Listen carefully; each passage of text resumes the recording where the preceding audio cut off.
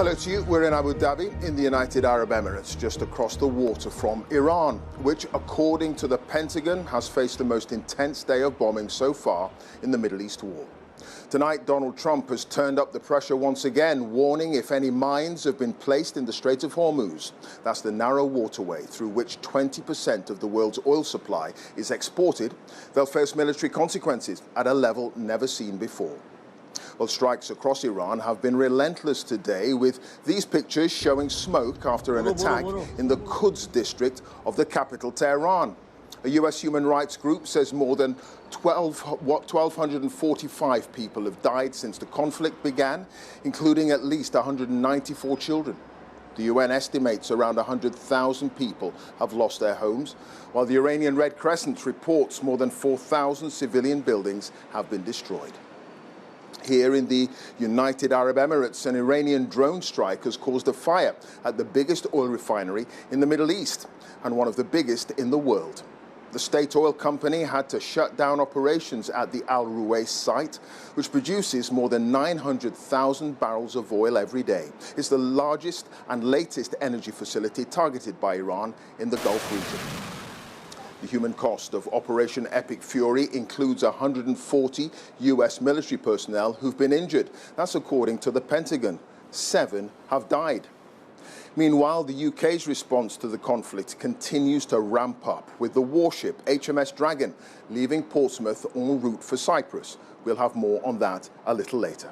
And we're going to take a look at the damage being caused to Iran's war machine. But first, Jeremy Bowen, our international editor, has our top story tonight on the 11th day of the war. Iranians for or against the regime are on the wrong end of a terrifying onslaught. Look at the smoke on the horizon. Those are big attacks on important targets. Iran's infrastructure, civilian as well as state, is being destroyed. In Tehran, rescue workers are at full stretch, looking for bodies, hoping for survivors. This was an apartment building hit yesterday. The target isn't clear, but civilians were killed here. The Americans, for all their overwhelming power, have not spelt out a specific political objective for this war. In Washington, the defense secretary simply says victory is coming and many more bombs. Today will be, yet again, our most intense day of strikes inside Iran. The most fighters, the most bombers, the most strikes. Intelligence more refined and better than ever. This is the airport at Kerman in southeastern Iran. And this was from a family car in a town near Tehran. At different times, Donald Trump has mused that all this is about regime change, or about unconditional surrender, or to install a compliant government, or to encourage a popular uprising. At the border with Turkey, a steady stream of Iranians had decided not to risk their lives in the bombing, waiting to find out. Sometimes we felt like we were dying, but it was nearby. Yes, a lot of bombing, a lot of Fire. even around 500 meters around our house, something like some bomb dropped and then a full building shattered. In Florida on Monday, Donald Trump, with his envoy Steve Witkoff, was not focusing on regime change, as the Iranian regime is much more resilient than they expected. The economic consequences of the war are hitting American voters, so it's time to shape a victory narrative. The stated objectives for Operation Epic Fury remain the same. Destroy the terrorist regime's ballistic missiles, raise their Iranian missile industry to the ground, ensure their terrorist proxies can no longer destabilize the region, and ensure that Iran never obtains a nuclear weapon. When they are achieved, then it will ultimately be up to the president to end this operation.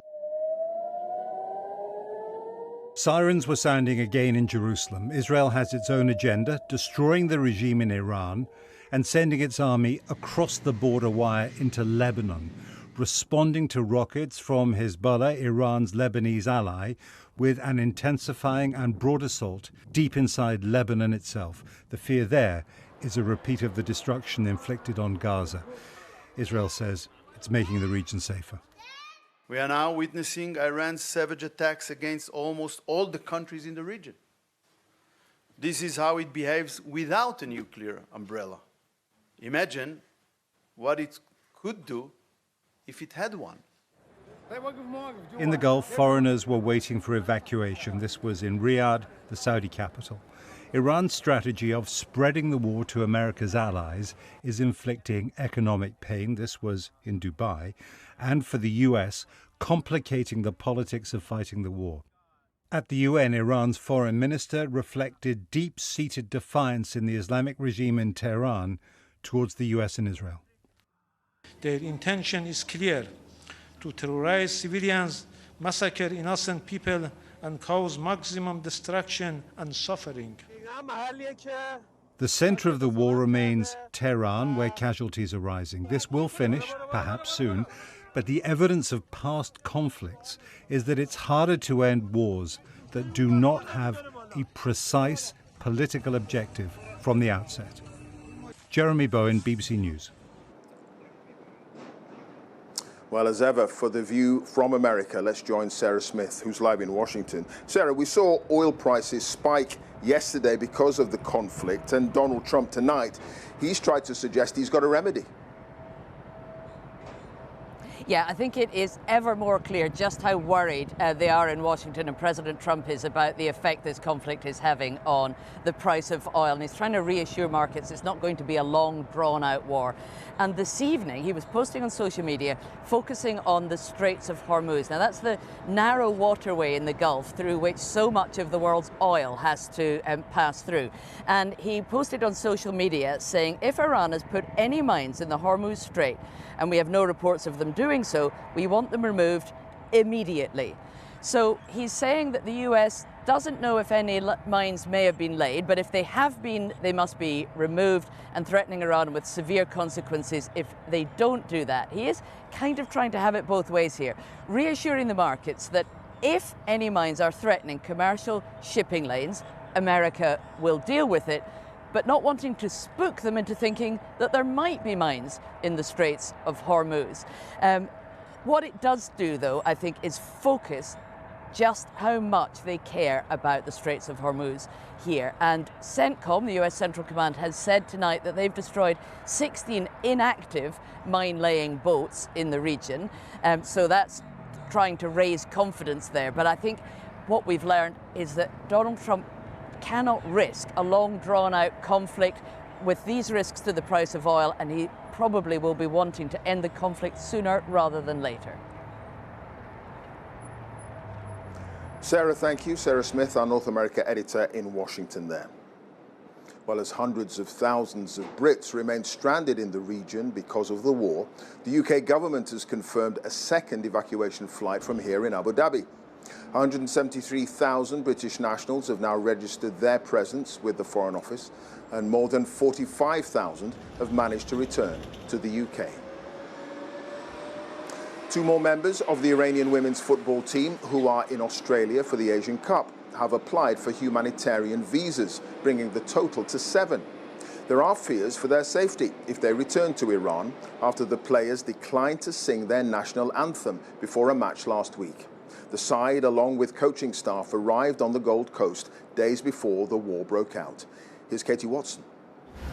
The team bus parked in front of their hotel today meant only one thing. Iran's football players would soon be starting their long journey home from Australia. But this player appears to be doing it under duress, encouraged or forced by a teammate to board the bus to the airport. Their departure came just hours after the news broke that 5 players had escaped their hotel the night before. Okay. We were there when the minders clocked that the women had disappeared. Panicking, they tried to find them in the car park downstairs. To no avail, they'd gone. And shortly afterwards, these images showed the 5 footballers receiving their humanitarian visas at lightning speed. These women are tremendously popular in Australia, but we realise they are in a terribly difficult situation with the decisions that they're making.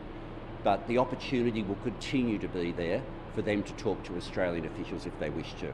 So what do we know about some of the players? Zahra Ganbari is the 34-year-old team captain and top goal scorer, and a central figure in Iranian women's football. Zahra Sabali is a 32-year-old midfielder. She played every minute of Iran's 3 Asian Cup games this year. Artefe Ramazani Zadeh, who's 33, is an experienced player in the national squad. But as the bus left, it was unclear whether any more women would be following their teammates. Supporters and activists making a last-ditch effort to convince more of the players to stay here. It feels like a repeat of what we saw on Sunday evening after the match. Many people in the community trying to stop the bus from moving forward and heading to the airport with the rest of the team. Concerns grew for the team after they declined to sing the national anthem at their first match with South Korea last week. Accused of being traitors back home in Iran, they sang the national anthem in subsequent matches, clearly under pressure.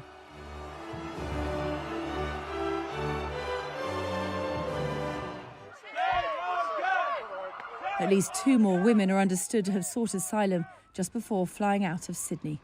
Katie Watson, BBC News, on the Gold Coast.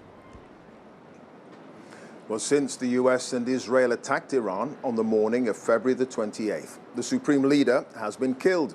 Its navy pretty much destroyed and vital infrastructure has been severely damaged. Donald Trump says America's barrage of missiles and drones has hit more than 5,000 targets and badly diminished Iran's ability to fight back. But what exactly has been hit? And what is Iran's capability to respond? Here's Paul Adams.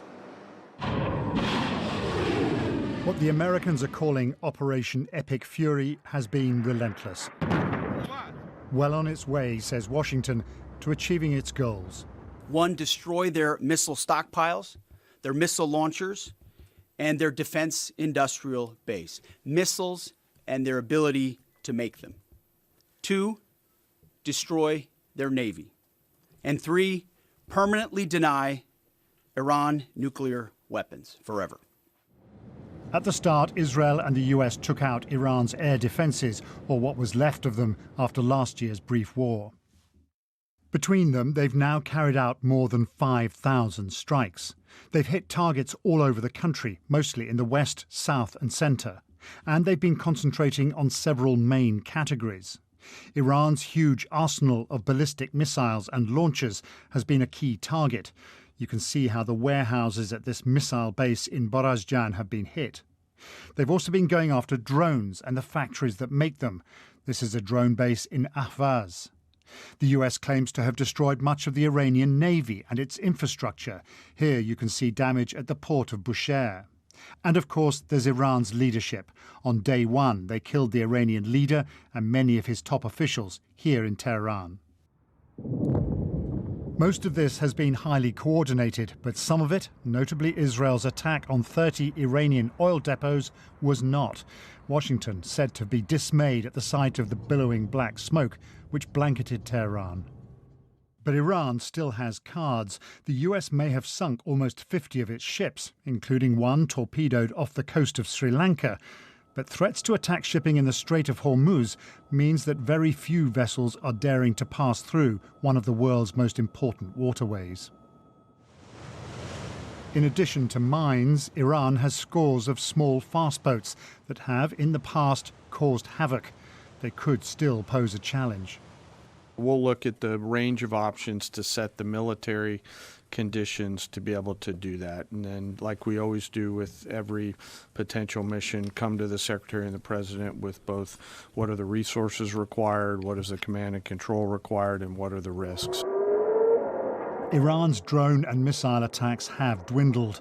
It may be running out, it may be holding back. For all the damage already done, no one is declaring victory yet. Paul Adams, BBC News. That's it from us here in Abu Dhabi. Victoria will have more over on Newsnight on BBC Two just after 10:30. Hello to you. Hi, Clive. Yes, following the most intense day of strikes yet, the White House doubles down on claims that the war will continue. So when could this conflict end?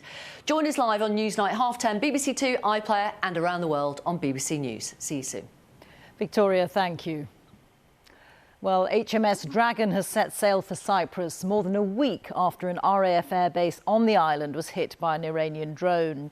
The Defence Secretary John Healey praised Royal Navy personnel and staff, who he said had worked flat out to prepare the ship for deployment. It left Portsmouth Harbour this afternoon and will take several days to reach Cyprus. The government had been criticised for being slow to act, given the continuing threat in the region. Here's our defence correspondent, Jonathan Beale. It's a week since the government announced HMS Dragon was being sent to the Mediterranean. Finally, this afternoon, she left Portsmouth on her way to potential danger. The Royal Navy's most advanced air defence destroyers spent the last week being loaded with stores and ammunition, now waved off by well-wishers and families of the 200-strong crew. A sense of pride for Darren Smith, whose son George is going on his first major deployment. I think we've done a really good effort in getting her to sea in 8 days. No matter what the press has said in the past, I think that's a good commitment. What the situation with the Navy is, it's probably not in the best position it can be, but however, this is what we've got at the moment. I'm glad to see it go. I'd have to say better late than never, but I'm glad to see it go. It'll take nearly a week before HMS Dragon arrives off the coast of Cyprus. The government bolstered security there before the US and Israel attacked Iran. Extra jets and air defence systems. But that didn't stop one drone hitting RAF Akrotiri, leaving this hole in a hangar, and raising questions as to whether a warship should have been sent sooner. Britain is slowly becoming more involved in this war. At RAF Fairford in Gloucestershire, US bombers took off for their first missions from the UK. The government had initially refused a request to use British bases. It changed its mind after Iran retaliated. The government still insists these are defensive operations and that Britain is not directly involved in this war. But there are fears of escalation. The government today put another ship on standby. It said RFA Lyme Bay, now in Gibraltar, was being readied as a precaution, potentially to evacuate citizens from the region. More evidence it's becoming harder to stay on the sidelines of this conflict. Jonathan Beale, BBC News. Well, the 11-day war is already having an impact on the cost of everyday items here. Petrol prices have jumped again today and mortgage rates have risen too. Darshini David is here with more. Darshini. Reeta, thank you. Yes, more costly swings in the markets, not just because of the chaos in the Middle East, but also on social media. This post on the US Energy Secretary's X account claiming the US Navy had escorted a tanker to safety through the Strait of Hormuz appeared briefly before being deleted, apparently uploaded in error. In that time, the Brent crude oil price dipped to around $80 per barrel before rebounding. Now, this is a sign of exactly how jumpy markets remain. Oil prices are down sharply compared to Monday. That's after President Trump's earlier attempts at reassurance, but it's still very much higher than it was just last month as unease over the production and safe passage of energy in the Middle East persists. And here, the Chancellor was concerned that some heating oil suppliers and petrol retailers may be taking advantage to inflate prices. Yesterday, some petrol retailers charged almost 180p per litre, while others were charging less than 130p per litre. This government will not tolerate price gouging, and I will be meeting with petrol retailers this week to raise concerns to get prices down at the pumps for all of our constituents. But she deflected requests for help. Reform, the Conservatives and the Lib Dems are all calling for a freeze on fuel duty to be maintained. Others want the cost of heating oil reduced or to stop gas and electricity bills from rising. Now, even at current prices, the cost of such support could easily top £10 billion, and that's before pressure to boost defence spending. As we continue to pay for the help doled out during the COVID pandemic and the Ukraine war, the affordability of any more emergency packages is in question. But is help actually warranted? Now, just consider inflation here, because Higher fuel prices are painful. The official forecasters think that at the moment, inflation may end the year perhaps at 3% rather than 2% as previously thought. That is unwelcome, but by no means a return to the scale of price rises seen just a few years ago during the Ukraine war. But even that means further interest rate cuts could be in doubt, and that has pushed up the cost of new mortgages. A typical 2-year deal is now 4.93%, the average 5-year fixed rate above 5% for the first time since November. Those mounting costs are a further blow to consumers' pockets after a bruising cost of living crisis, risking knocking their confidence about the future. And there could be other price pressures coming down the pipeline. Here's a clue about where these might come from. One shipping giant warned of the costs it's incurring for disruption and fuel that might affect consumers, along with potential delays. And we do about 40,000 containers in and out of the Gulf every week. So this is going to pile up very fast, and there is very limited areas where you can stage that much cargo. You get a lot of questions from customers about what's going to happen with their cargo. You have a lot of perishable goods, food stuff that absolutely needs to move or risks getting spoiled. So you go into a lot of the contingency. Well, Saudi Arabia's state oil company warned today that a prolonged conflict could be catastrophic for the global economy. The Chancellor is pinning her hopes on a rapid de-escalation of hostilities to get out of a potential bind. But in the meantime, as households and businesses start to count the cost, the government's prime mission, boosting growth, may already be at risk. Reeta. Darshini, thank you very much. The BBC understands that the Metropolitan Police Commissioner has written to the Home Secretary saying the controversial Al-Quds Day march, which was set to take place in London this weekend, should not be allowed to go ahead. The annual event has been criticised for representing the views of the Iranian regime and for anti-Semitic and anti-Israel hostility. Our UK correspondent Daniel Sandford is with me. Do we know more about the reasoning behind this? Yeah, I mean, there are calls most years for the Al-Quds Day march to be banned. It was a march that was initiated by the former Ayatollah Khomeini in 1979, and it's always been seen as a pro-Iranian march, though the organisers say that it's more a pro-Palestinian march than a pro-Iranian march. Those calls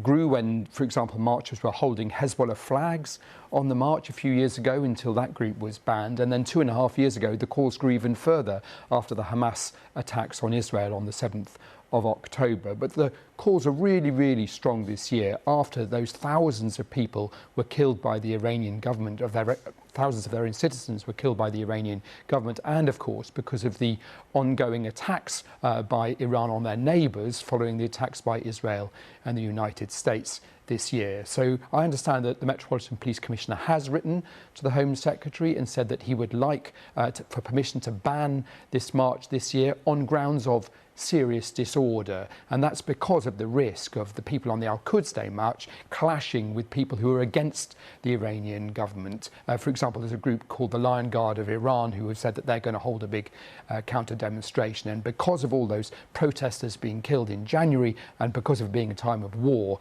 I think the police are just very worried that feelings will be running too high for it to be held safely.